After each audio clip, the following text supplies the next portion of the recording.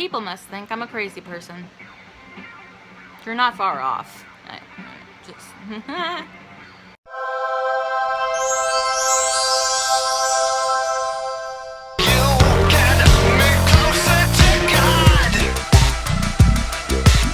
Hey guys, it's Blaize, and since it's October and it's spooky season, Halloween season, I know months and months ago I did a video on my paranormal experiences that I've had in the past, but there is one that is just absolutely amazing that always sticks out, that I've had people, friends, relatives, and people who didn't even know me experience, and they were like, oh my goodness, when they heard this.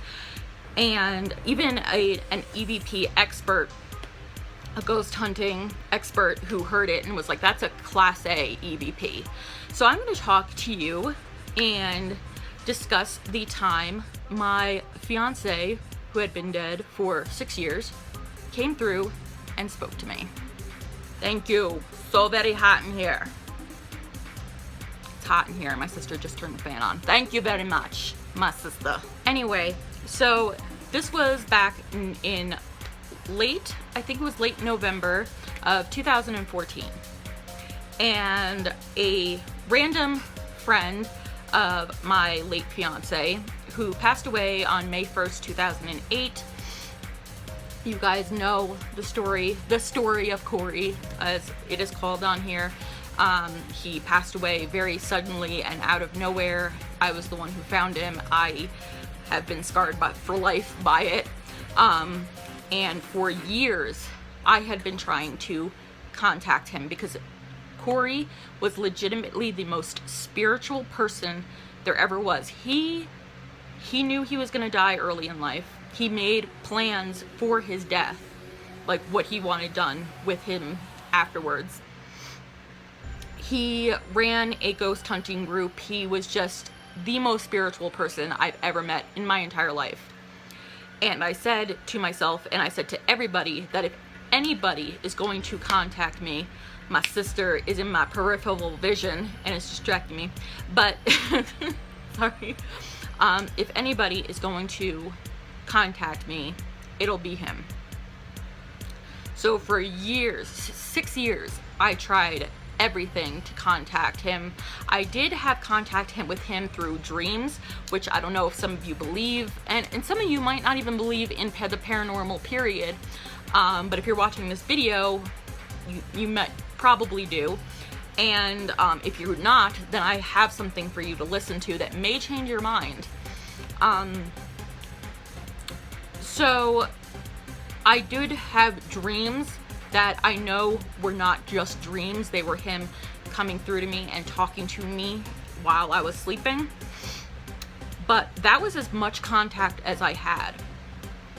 So in November, a friend that I've never heard of, his name was Brian, and he said that he was kind of Corey's apprentice, or you know his protege at the college where he ran this ghost hunting paranormal investigative group. And I was like, oh, okay, that's hi, it's nice to hear from you. It's been 6 years, but whatever. So we just talked for a little while, and he talked about how he had a spirit box at his disposal, at his house, in his room. That he owned one. And if you guys don't know what a spirit box is, it's basically a radio for spirits to speak through. It is a frequency of white noise and going through channels like 1.65 things a second. So it's basically just a box for spirits to speak through. Sometimes you get things, sometimes you don't.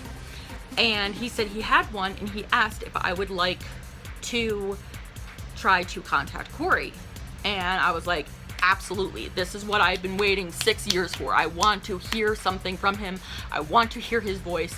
I want to know that there is something afterwards, and that there is something. That's what my tattoo says for him. My in-memory tattoo does say that, but that's for a different reason. Which I've also discussed on here. But I was just like, yes, please get me something. Please help me out here. So we did spirit box sessions, and they lasted a couple of hours, and we were getting nothing. Nothing, nothing, nothing. And it was just so disappointing, and I was crying afterwards. I was like, I was really hoping I'd get something today. And then one night, he sends me a voice recording, and I listened to it, and I'm going to insert the clip of it right now. I'm going to tell you it is not the best. You're not going to have the best audio quality because it was taken from my cell phone and it was recorded with another cell phone.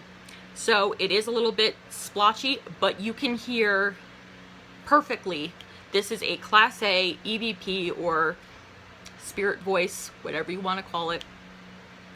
And if anybody now living I say, because both of his parents have passed on, anybody now living knows Cory's voice, it's this girl. I know his voice. I spent 24 hours a day with him besides when he was working, but I know his voice, and I can even insert the last voicemail I ever got from him in this video as well, so you can kind of connect the two and see that both voices are exactly the same. So I will do that right now. Hey sweetie, it's me. It's about 12 o'clock, just calling to see how you're feeling and say hello.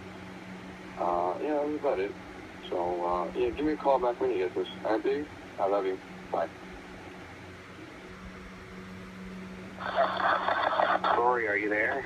You need to make contact. Is there anything you want to tell this girl, your fiancé?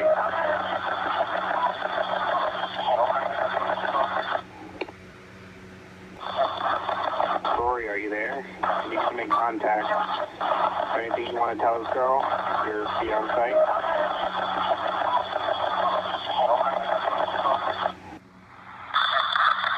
Cory, are you there? You need to make contact. Is there anything you want to tell this girl, your fiancé?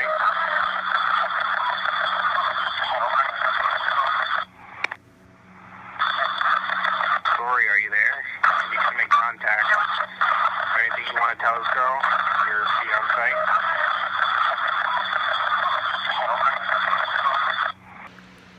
Okay, so when I received that, I literally fell out of my bed and was hyperventilating, and I was playing it over and over and over.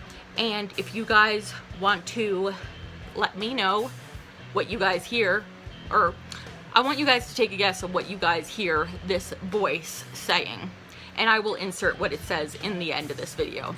But I want you guys to replay that and think it through, see if you can really hear what it's saying. And if you guys hear something different, let me know down in the comments. I'd like to hear your takes on it as well. But no nastiness or bashing or anything like that, because that will be reported. Plus, this is a very sensitive subject to me, even though this is supposed to be for spooky Halloween season, that kind of video. He was my fiance, he is dead, you know. So, but I ran into my sister's room, I ran into my mother's room, I ran downstairs to my dad who was cooking. I was like, listen to this, listen. And they were all in shock. And everybody who I have let hear this, and everybody who has heard it, has just been like, wow, that is absolutely insane. Because with voice boxes, with spirit boxes, they're usually not that long and that clear of a voice. And this was, I'm not bashing him or anything, but he's not an expert. He is not a ghost hunting or spiritual EVP expert. He is just a guy who is very interested in this kind of stuff. And I thanked him. I said, if there's anything in the world ever that you need me to do, just ask me, because you have given me something that nobody else could have given to me, and I love you. Thank you so, so much. You have no idea how much this means to me. And he disappeared for a while, and then Michael died, my boyfriend. Recently. He passed, well, it was recently the 1-year anniversary. He passed away September 12th, 2015. And I tried to get in touch with him again, and I said, listen, it's happened again. And I'm laughing because it's like, you know, the saying, whistling in a graveyard? It's just, if I don't laugh, I'm going to cry, and I don't want to cry. So if anybody's like, why is she chuckling about a boyfriend's death? I'm not. But I'm like, listen, my boyfriend died, and I really want to see if we can catch anything, because you were the only one who was able to catch anything the last time. And he said he would try, and I haven't heard from him for like half a year, maybe more. So I'm gonna wait, and my best friend Lori is trying to think, or trying to get in touch with her friends who are ghost hunting experts and all this stuff to try to get that situated. I'm not gonna hold my breath, and I'm, take your time, as long as in the end I get to hear something. That's all I want. I just want to know that they are there, and I will insert what he does say in the clip. And trust me, I've listened to this clip legitimately over 500 times. I know my dead fiance's voice.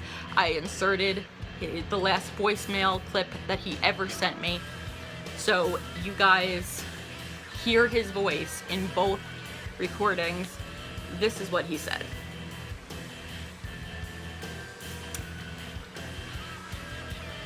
I have said multiple times in private to him, because I do talk to my dead loved ones, my cousin, my grandmother, my grandfather, my boyfriend, my fiance, I do talk to them, and I do tell him that he has nothing to be sorry about, that it wasn't his fault. He was sick. He had a grand mal seizure, and it stopped his heart, and he had a brain aneurysm from it, and that's what killed him. He had epilepsy. So to hear him say that, of course I'm touched and overwhelmed by that, but he has no reason to be sorry, because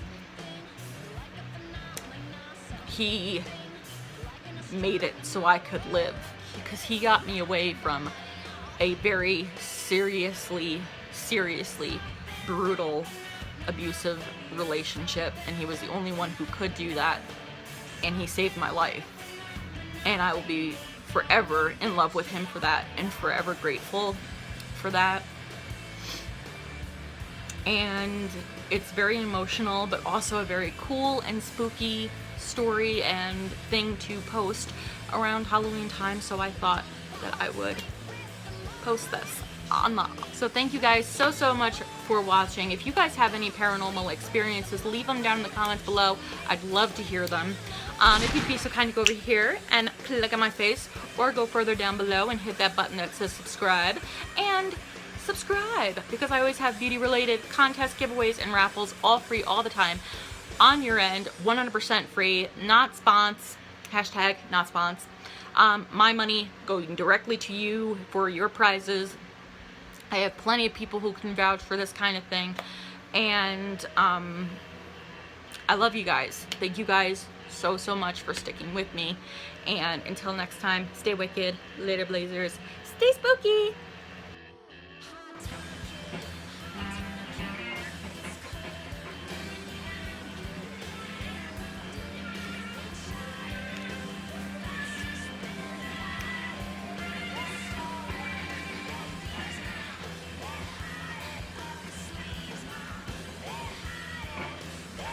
Like I can actually play the drum.